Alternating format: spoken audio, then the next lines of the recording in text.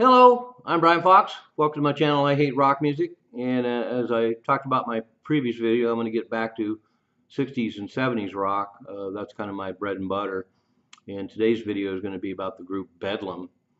And originally they were called Beast, but they changed their name quickly, and so quickly that a lot of the copies of the BEDLAM album have the BEDLAM cover and then Beast on the label. So they changed in the middle of the record being pressed. But as far as heavy bands go, they're as impressive as they get at the right moments. And what a killer lineup. Cozy Powell on drums from the second Jeff Beck group, Dave Ball on guitar from Procol Harum, Denny Ball on bass from Long John Baldry, and Frank Aiello on vocals. And I put the lifetime of this band a little further back because this particular group of musicians had been playing together for quite a while, going back to 1968. And it started in 1968. The Ace Kefford Stand was formed. Ace Kefford had just left the Move, and he started moving in a solo direction. A lot of his solo material is pretty syrupy pop, but he put together what he called a covers band called the Ace Kefford Stand. And they definitely did covers. They did For Your Love and Born to Be Wild, which I'll post below as usual.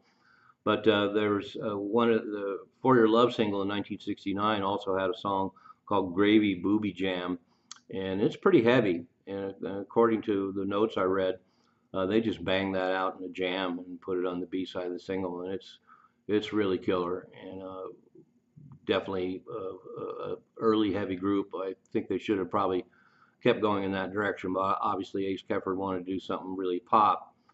And then so the lineup of that band was Cozy Powell, Dave Ball, Denny Ball, and Cozy Powell with Ace Kefford. And so essentially the BEDLAM lineup with Ace Kefford singing.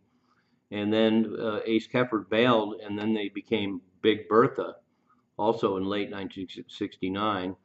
And that band was the same lineup: Dave Ball, Dennis Ball, Pete Ball on keyboards, Cozy Powell, and the singer Peter French. And Peter French, of course, we know from Leaf Hound and Atomic Rooster and the second version of Cactus. So quite a lineup. Although the single they released, Munich City, is pretty much blues rock. It's not super heavy or anything, but pretty interesting. And once again, a killer lineup. And we know that Big Bertha eventually evolved by 1969-70 into a power trio, because there's a live double live record out now that's just the three of them: Cozy Powell, Dave Ball, and Dennis Ball. Dave Ball doing the vocalizing, and it's definitely awesome power trio stuff. And it's too bad that band didn't record some records. But the BEDLAM band put out an album on Chrysalis Records in July of 1973, produced by Felix Pappalardi, and it's really produced really well, and that has a lot to do with what a great record it is ultimately.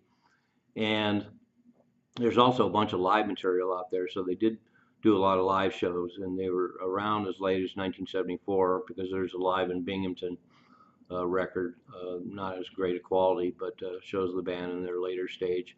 And then there's an excellent radio show from Live in London in 1973. And there's also a live show from Hempstead, New York. And oddly enough, I saw that show. They played at the WLIR radio station. A friend of mine got an invitation and couldn't go. And I lived in upstate New York at the time, and I drove down there and I saw BEDLAM with an audience of about 50 people. And they were great. Super heavy, and in a small room like that, it seemed even extra heavy. So I'm really lucky to have seen them. But they toured with a lot of big bands, and they would have been a great opening band for bands like Black Sabbath and Michael Schenker Group and Whitesnake and the like. So they definitely were going for the right audience. And speaking of which, Cozy Powell, after BEDLAM, of course, he went solo for a while and had a minor hit with Race with the Devil, and also ended up playing in a version of Black Sabbath, and also Ritchie Blackmore's Rainbow, and also Whitesnake, and also Michael Schenker Group. So he definitely kept playing the heavy music. And the album, at its best, when it's super heavy, is excellent. Dave Ball's a really interesting guitar player, um, definitely very capable. Cozy Powell's drums really drive the record. They're recorded really well. So this record is a real pounder at its best. And at its best are songs like I Believe in You and Hot Lips and The Beast and 7 Long Years and Set Me Free and Putting on the Flesh. Also great song titles, but they're definitely over the top. Frank Aiello is a definite classic heavy rock howler, and the band is exceptional. Killer rhythm section, great guitar player. But unfortunately, for some reason, they peppered the record with some less interesting material. Sweet Sister Mary and Sarah and power ballads and just more low key songs. And it kind of spoils what ultimately would have been one of the great all time heavy records if they just done all that kind of material. And they had it because in the reissues that have come out, 2 more songs showed up from the sessions, The Great Game and Near the Edge. And I think they would have been a lot better off including those 2 songs and get rid of Sarah and Sweet Sister Mary. But that said, the stuff on the album that's good is so good. I can still recommend the record. And of course, the cover is outrageous. And I loved heavy bands in 1973, and Chrysalis was really on a roll. They had a lot of great bands in that period, and so it was a good matchup. And I was one of the people that went out there, bought the record new, and I was thrilled. But like I say, I wish all the material was super heavy, because when they do that, they were as good as they get.